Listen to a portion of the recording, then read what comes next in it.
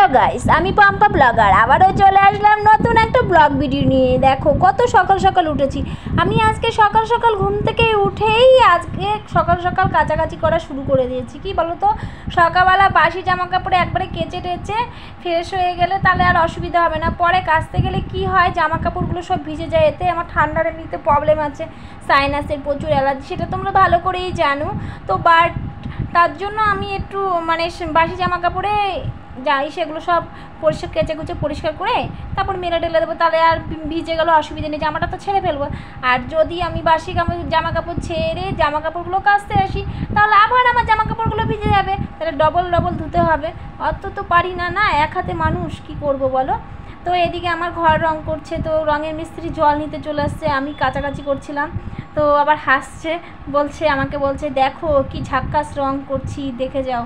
আমি বলছি ঠিক আছে পরে দেখবো। আর এদিকে আমার ছোটো পিসিতে ঠান্ডা লেগে গেছে, আমার ছোটো পিসে হাঁচু দিচ্ছে। আবার ওইদিকে সেলফি তুলে ও কিসি করা চাই একটা করে। তো ও সবসময় তোমরা দেখতেই পাও ও যে মানে একটা করে কিসি করে, সেটা তোমরা প্রতিটা ব্লগেই দেখতে পাও। ব্লগ বলো, ভিডিও বলো, যে শর্ট ভিডিও, মানে প্রতিটাতেই মানে ও যদি থাকে ক্যামেরার সামনে ও কিসি করবে। তো এদিকে আমার জামা কাপড়গুলো মোটামুটি কাছাকাছি হয়ে গেছে কমপ্লিট করা। তো এদিকে আমি চলে আসলাম জামা কাপড়গুলো মেলতে। তো যা রোদ দিয়েছে সকালে, এই রোদটা না খুব চোখে লাগে, যেহেতু ঘুম থেকে উঠে কাছাকাছি করার পর চোখে মানে আলো পড়লে না মানে ভীষণ কষ্ট হয়। তো মানে ছাদটাকেও পরিষ্কার করবো, ভীষণ নোংরা হয়েছে। আজকে অনেক কাজ আছে আমার, সব পরিষ্কার করতে। অনেক সকাল সকাল ঘুম থেকে উঠলাম আমি, না সকাল সকাল না উঠলে এত কাজ একসাথে করতে পারবো না। আজকে অনেক কাজ করতে হবে আমাকে। এই ছাদটা দেখেছো কত নোংরা, এই ছাদটাকে আমাকে পরিষ্কার করতে হবে। কে করবে বলো?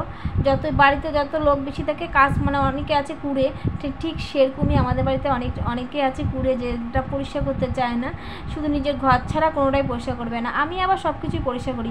কী বলো তো, ওটা তো ওখানে তো আমরা হাঁটি না, তো পরিষ্কার পরিচ্ছন্ন রাখাটা আমার মনে হয় খুবই ভালো। তারপর জামা কাপড়গুলো মেলে তারপর আমি চলে আসলাম চা বসাতে। এখন তোমরা বলবে যে তোমরা তো চা খাও না, কিসের জন্য চা করছো? কি বলো তো, বাড়িতে মিস্ত্রি আছে তো চা করছি। মিস্ত্রি তো একজন, আর আমার বড় প্রিন্সেস একটু চা খেতে ভালোবাসে।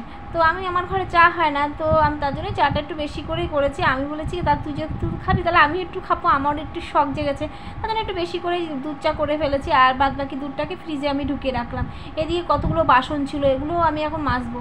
তো এদিকে আমি চাটাকে করে তারপর মিস্ত্রিকে চাটাকে দিতে যাচ্ছি, চা আর বিস্কিট, কারণ অনেক সকালবেলা এসে তো বেচারি খিদে পেয়ে যায়। তারপর আমি এদিকে আবার এটা আমার টাইম কলের জল। তা তোমরা এখন ভাববে যে কেন এখান থেকে জল নাও, ঘরেও তো জল আছে। কি বলো তো, টাইম কলের জলে রান্না করলে না ভাতটা ভালো হয়, তো তার জন্য আমি টাইম কলের জল নিয়েই ভাতটা রান্না করি।